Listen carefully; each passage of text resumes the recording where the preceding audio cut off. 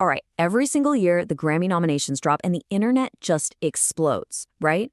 But if you really want to get a handle on the snubs, the surprises, and who's poised for a big win, you gotta understand how the game is played way before anyone even touches a trophy. So let's dive in. Because here's the thing, the biggest night in music, it's not really decided on awards night. No way. The seeds for who wins, who gets shockingly left out, and who becomes the surprise contender, all of that gets planted months and months before. And that is exactly what we're here to do.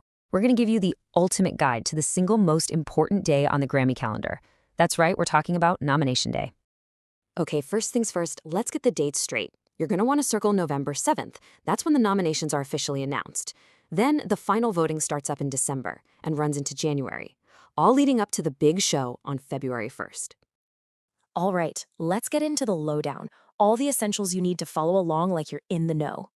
So on November 7th, you can stream the announcements live, 8 a.m. Pacific, over on live.grammy.com or their YouTube. You'll see some familiar faces like Chappelle Rowan and Sabrina Carpenter reading out the names. But listen, the most important thing on this side is that eligibility window. If a song or album came out outside of August 31st, 2024 to August 30th, 2025, it's just not in the running. That is rule number one, and it trips people up every single year. And hey, even if you're a total Grammy vet and you do this every year, you're gonna wanna lean in. The rules are always changing, and that means the landscape for 2026 is looking a little different. Okay, so what's new? Well, for starters, we've got two brand new categories, Best Traditional Country Album and Best Album Cover. Now that new country award, that's a big deal. It could totally shake things up by splitting votes that used to all go to one place.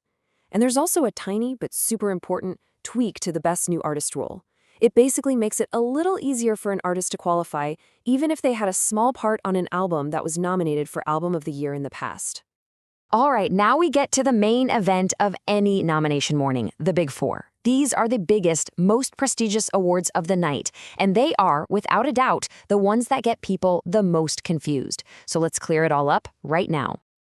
First, you've got Album of the Year. This is the heavyweight champion. It's not just for the singer, it's for the entire project. It honors everyone, the producers, the engineers, the featured artists, for creating a complete, cohesive body of work. Then there's Record of the Year. This is also for a single song, but it's all about the performance and production. Think about the final track you hear, the incredible vocal delivery, the masterful engineering, the perfect mix. It's about how that song was captured and executed.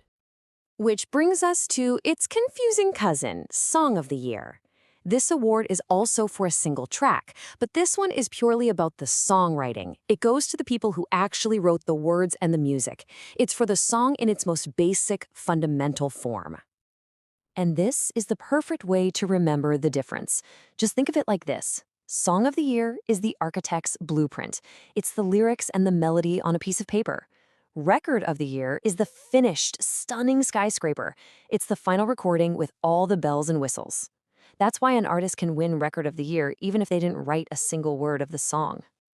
And last of the big four is Best New Artist. And a key thing to remember here is that new doesn't necessarily mean it's their first ever album. It's all about an artist having a major breakthrough that year, the moment they really exploded into the public consciousness and made a huge impact.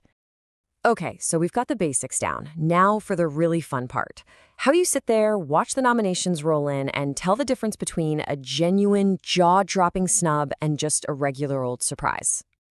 I mean, that's the question that fuels the entire internet for like 24 hours straight, right? Well, guess what? There's actually a method to the madness. Here it is, your official snub-checking toolkit. Number 1, check the eligibility window. We already talked about this. Was it even eligible? 2, know the rules. Did a rule change affect things? 3, look at the predictions. What were the big music publications saying beforehand? 4, think about category fit. Maybe an artist missed out on Album of the Year, but they got a nod in their specific genre category. And number 5, and this is a big one, forget about chart performance. Grammys are voted on by industry peers, not based on sales numbers. So just remember, a true snub isn't just, oh, my favorite artist didn't get nominated. A real snub is when an artist that everybody, all the experts, thought was a total lock gets completely ignored. So let's take a look at who the experts were watching. Think of this as your baseline, okay? This is a quick look at the names that were popping up over and over again in all the expert predictions. For Album of the Year, you kept seeing names like Kendrick Lamar, Lady Gaga, and The Weeknd. Same goes for the big song categories. So, on nomination morning, keep this list in mind. If one of these big names is totally absent, well, then you can start talking about a major snub. But of course, nomination day isn't the end of the road. It's really just the start of the final sprint. Because as soon as those nominees are announced, we enter phase 2. The final round of voting kicks off on December 12th. That's when thousands of Recording Academy members secretly cast their ballots to decide who's actually going to walk away with that golden gramophone. And there you have it. You've got the dates, you know the new rules, you can tell your ROTs from your SOTs, and you have the official toolkit.